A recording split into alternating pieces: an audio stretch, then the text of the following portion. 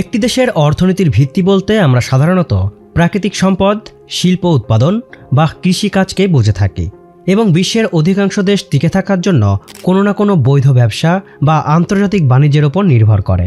কিন্তু এই পৃথিবীর মানচিত্রেই এমন একটি ব্যতিক্রমী দেশ রয়েছে যাদের আয়ের অন্যতম প্রধান উৎস হল সাইবার অপরাধ বা হ্যাকিং। উত্তর কোরিয়া নামক এই দেশটি বিশ্বের অন্যান্য দেশ থেকে প্রায়ই বিচ্ছিন্ন। পারমাণবিক অস্ত্র পরীক্ষা এবং একের পর এক ক্ষেপণাস্ত্র পরীক্ষা করার কারণে দেশটির ওপর বছরের পর বছর ধরে আন্তর্জাতিক নিষেধাজ্ঞা জারি রয়েছে। এই কঠিন অর্থনৈতিক পরিস্থিতির মধ্যে টিকে থাকতে এবং নিজেদের সামরিক উচ্চাকাঙ্ক্ষা পূরণ করতে তারা বেছে নিয়েছে ইন্টারনেটের অন্ধকার জগৎকে। উত্তর কোরিয়ার জন্য হ্যাকিং কোনো শৌখিন কাজ বা একক কোনো অপরাধের ঘটনা নয়, বরং এটি একটি সুসংগঠিত রাষ্ট্রীয় পেশা। জ্ঞানলোকের এই পর্বে আলোচনা করা হবে উত্তর কোরিয়ায় হ্যাকিং সাম্রাজ্য কিভাবে রাষ্ট্রীয় আয়ের প্রধান হাতিয়ার হয়ে উঠল। উত্তর কোরিয়ার এই অদ্ভুত অর্থনৈতিক কৌশলের মূলে ছিলেন দেশটির বর্তমান শাসক কিং জং উনের বাবা কিং জং ইল। 90-এর দশকে যখন সারা বিশ্বে ইন্টারনেটের বিপ্লব শুরু হয়, তখনই তিনি বুঝতে পেরেছিলেন যে ভবিষ্যতের যুদ্ধ কেবল গোলাবারুদ বা ট্যাঙ্কের উপর নির্ভর করবে না, সাইবার দুনিয়া হবে যুদ্ধের প্রধান ক্ষেত্র। অর্থনৈতিকভাবে দুর্বল একটি দেশের জন্য আধুনিক যুদ্ধবিমান বা সাবমেরিন কেনা অত্যন্ত ব্যয়বহুল হলেও হ্যাকিংয়ের জন্য প্রয়োজন কেবল কিছু শক্তিশালী কম্পিউটার, উচ্চগতির ইন্টারনেট এবং একদল তুখোর মেধাবী মানুষ। এই দূরদর্শী পরিকল্পনা থেকেই তারা পরমাণু বোমার সমান্তরালে একটি বিশাল হ্যাকিং আর্মি গড়ে তোলার কাজে লিপ্ত হয়।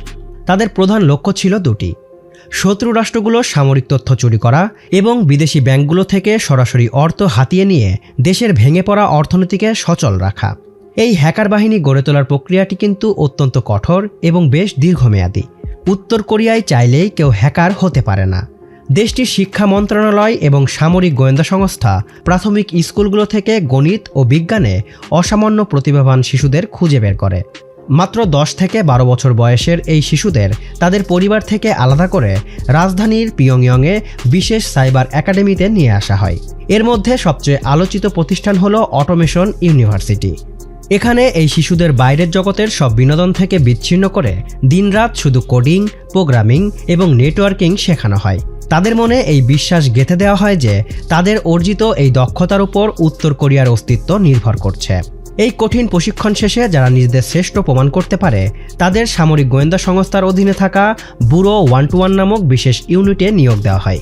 বর্তমানে এই সাইবার ইউনিটে প্রায় 7 থেকে 8 হাজার অত্যন্ত দক্ষ হ্যাকার কর্মরত রয়েছে বলে ধারণা করা হয়। তবে উত্তর কোরিয়ার নিজস্ব ইন্টারনেট অবকাঠামো বেশ দুর্বল হওয়ায় তারা দেশের ভেতর থেকে বড় কোনো আক্রমণ চালায় না, কারণ এতে তাদের অবস্থান শনাক্ত হওয়ার ঝুঁকি থাকে। তাই এই হ্যাকারদের একটি বড় অংশকে চীন, রাশিয়া, ভারত বা মালয়েশিয়ার মতন দেশগুলোতে ছদ্মনামে পাঠিয়ে দেওয়া হয়। সেখানে তারা সাধারণ তথ্য প্রযুক্তি কর্মী বা ফ্রিল্যান্সার হিসেবে সবার সঙ্গেই মিশে থাকে। দিনের বেলা তারা সাধারণ সফটওয়্যার ইঞ্জিনিয়ার হিসেবে কাজ করলেও রাতের অন্ধকারে তারা তাদের আসল মিশনে নামে।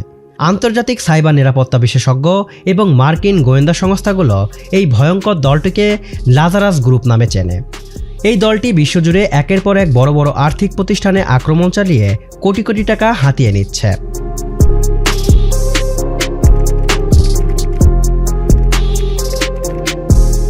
লাজারাস গ্রুপের সক্ষমতা প্রথমবার বিশ্ববাসীর নজরে আসে 2014 সালে সনি পিকচার্স হ্যাকিংয়ের মাধ্যমে। উত্তর কোরিয়ার নেতা কিং জং উনকে নিয়ে একটি নির্মিত সিনেমাকে কেন্দ্র করে এই বিবাদের সূত্রপাত হয়। সিনেমাটির মুক্তি বন্ধ করতে উত্তর কোরিয়া সরাসরি হুমকি দিলেও সনি পিকচার্স তা পাত্তা দেয়নি।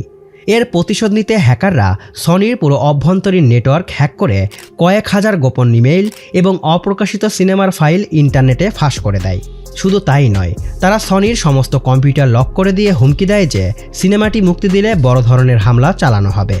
এই একটি সাইবার আক্রমণে সনি পিকচার্সের প্রায় 100 কোটি টাকার আর্থিক ক্ষতি হয়েছিল। এই ঘটনার পর বিশ্ব বুঝতে পারে যে উত্তর কোরিয়ার হ্যাকাররা শুধু তথ্য চুরিতেই নয়, বরং যে কোনো প্রতিষ্ঠানের কাঠামো ধসিয়ে দিতে সক্ষম।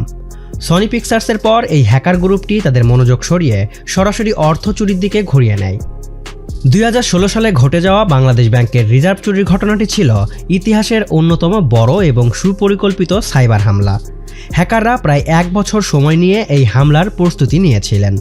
তারা একটি সাধারণ ইমেইলের মাধ্যমে ব্যাংকের সিস্টেমে ক্ষতিকর সফটওয়্যার বা ম্যালওয়্যার প্রবেশ করায় এরপর অত্যন্ত ধৈর্য ধরে তারা ব্যাংকের লেনদেন পদ্ধতি পর্যবেক্ষণ করে এবং আন্তর্জাতিক অর্থ লেনদেনের সুরক্ষিত সুইফট কোড চুরি করতে সক্ষম হয়। 2016 সালের 4 ফেব্রুয়ারির রাতে তারা আমেরিকান ফেডারেল রিজার্ভ ব্যাংক থেকে প্রায় $100 কোটি বা 10,000 কোটি টাকা হস্তান্তরের জন্য 35টি ভুয়া নোটিশ পাঠায়। ছুটির দিনের সুযোগ নিয়ে তারা এই পরিকল্পনা সাজিয়েছিলেন, যাতে কেউ তৎক্ষণাৎ বিষয়টি ধরতে না পারে। আমেরিকার ফেডারেল রিজার্ভ ব্যাংক 35টি নির্দেশের মধ্যে 5টি কার্যকর করে এবং $8 কোটি 10 লক্ষ ফিলিপাইনের একটি ব্যাংকে পাঠিয়ে দেয়। তবে হ্যাকারদের একটি ছোট্ট বানান ভুলের কারণে বাকি টাকা রক্ষা পায়।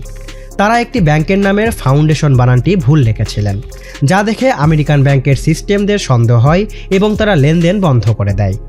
ফিলিপাইনে চলে যাওয়া সেই $8 কোটি 10 লক্ষ ক্যাসিনোর মাধ্যমে এমনভাবে পাচার করা হয় যে তার বড় অংশ আর উদ্ধার করা সম্ভব হয়নি। পরবর্তীতে FBI নিশ্চিত করে যে এই বিশাল চুরির পেছনে ছিল উত্তর কোরিয়ার সরকারি সংস্থা লাজারাস গ্রুপ। উত্তর কোরিয়ার হ্যাকারদের তৎপরতা শুধু ব্যাংক চুরিতেই সীমাবদ্ধ থাকেনি। 2017 সালে তারা ওয়ানাক্রাই রেনসামওয়্যার নামক একটি ভাইরাসের মাধ্যমে বিশ্বব্যাপী সাইবার মহামারী ছড়িয়ে দেয়। এই ভাইরাসটি কম্পিউটারে ঢুকে সমস্ত ফাইল লক করে দিত এবং সেগুলো ফিরে পাওয়ার জন্য বিটকয়েনের মাধ্যমে মুক্তিপণ দাবি করত।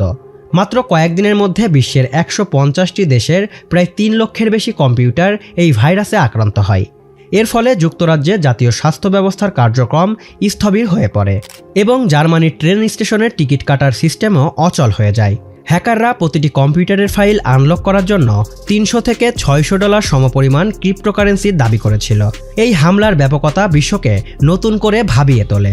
সম্প্রতি বছরগুলোতে উত্তর কোরিয়ার হ্যাকাররা তাদের আয়ের নতুন উৎস হিসাবে ক্রিপ্টোকারেন্সি বা ডিজিটাল মুদ্রাকে বেছে নিয়েছে, কারণ ব্যাংক ব্যবস্থার তুলনায় ক্রিপ্টোকারেন্সিতে পরিচয় গোপন রেখে লেনদেন করা অনেক সহজ। বিভিন্ন আন্তর্জাতিক প্রতিবেদন অনুযায়ী তারা এ পর্যন্ত বিভিন্ন প্ল্যাটফর্ম থেকে প্রায় $300 কোটি বা 30,000 কোটি টাকারও বেশি মূল্যের ডিজিটাল মুদ্রা চুরি করেছে। 2022 সালে অ্যাক্সি ইনফিনিটি নামক একটি অনলাইন গেমের নেটওয়ার্ক হ্যাক করে তারা এক ঝটকায় $62 কোটি বা প্রায় 62,000 কোটি টাকা মূল্যের ক্রিপ্টোকারেন্সি চুরি করে নেয়। এটি এখন পর্যন্ত ক্রিপ্টোকারেন্সির ইতিহাসে সবচেয়ে বড় চুরির রেকর্ড। এই চুরি করা টাকাগুলো তারা ক্রিপ্টো মিক্সার নামক প্রযুক্তির মাধ্যমে বৈধ টাকার সঙ্গে মিশিয়ে দেয়, যাতে তদন্তকারীরা এর উৎস খুঁজে না পায়।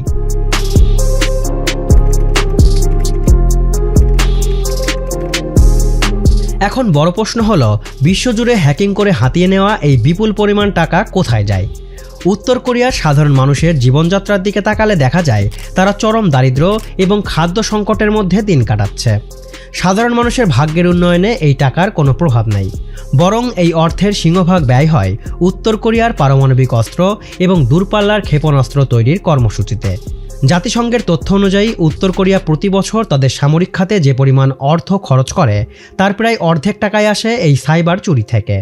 যেহেতু আন্তর্জাতিক নিষেধাজ্ঞার কারণে তারা বৈধভাবে ব্যবসা করতে পারছে না, তাই এই হ্যাকিংই হয়ে উঠেছে তাদের পারমাণবিক প্রকল্পের মূল অর্থায়ন। চুরি হওয়া টাকার বাকি অংশ ব্যয় হয় উত্তর কোরিয়ার শাসক কিং জং উন এবং তার ঘনিষ্ঠ কর্মকর্তাদের বিলাসবহুল জীবনযাপনের পেছনে।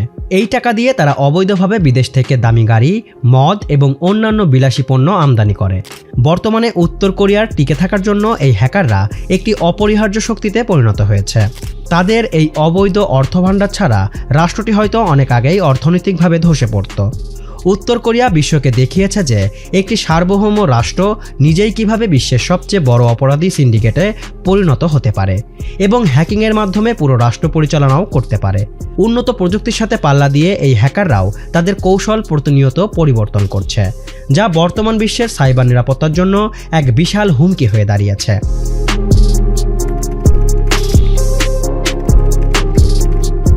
একসময় যুদ্ধ মানেই ছিল ট্যাঙ্ক, যুদ্ধবিমান কিংবা ক্ষেপণাস্ত্রের সংঘর্ষ, কিন্তু উত্তর কোরিয়া প্রযুক্তির এই যুগে যুদ্ধের সংজ্ঞাই বদলে দিয়েছে। আজ একটি ল্যাপটপ, একটি ইন্টারনেট সংযোগ এবং দক্ষ কিছু হ্যাকার হাজার হাজার কিলোমিটার দূরে বসেই একটি দেশের ব্যাংক, হাসপাতাল, বিদ্যুৎ ব্যবস্থা কিংবা সরকারি প্রতিষ্ঠানকে অচল করে দিতে পারে। উত্তর কোরিয়া সেই বাস্তবতার সবচেয়ে আলোচিত উদাহরণ, যেখানে সাইবার অপরাধকে কেবল অপরাধ হিসাবে নয়, বরং রাষ্ট্রীয় কৌশল এবং অর্থ সংগ্রহের অন্যতম মাধ্যম হিসাবে ব্যবহার করা হচ্ছে। তাই প্রশ্নটা শুধু উত্তর কোরিয়াকে নিয়ে নয়, প্রশ্ন হলো আমরা কি সেই অদৃশ্য যুদ্ধের জন্য প্রস্তুত? কারণ ভবিষ্যতের পৃথিবীতে সবচেয়ে ভয়ঙ্কর অস্ত্র হয়তো আর কোনো বোমা নয়, বরং এমন একটি কোড যা মাত্র কয়েক সেকেন্ডেই একটি দেশের অর্থনীতি ও নিরাপত্তাকে নাড়িয়ে দিতে পারে।